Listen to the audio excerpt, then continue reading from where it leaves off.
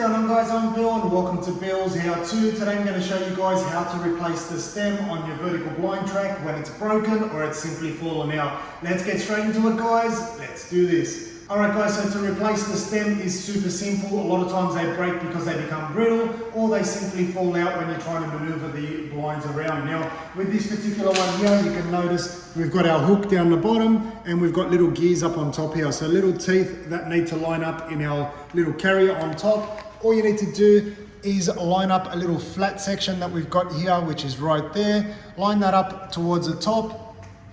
And we're going to slide it into that hole. So you can see there's a little slot there on the side. Put it in laying as flat as possible. Push that up and then click it in place. And that's now lined up perfectly. We can now take our slat, hang that one there back on, make sure everything's operating as it should be. And that there is how to replace the stem. Nice and simple. Hopefully you've enjoyed the video and this has helped you out. As always, like, comment and subscribe. Until next time, I'm Bill. Thanks for watching Bill's How To.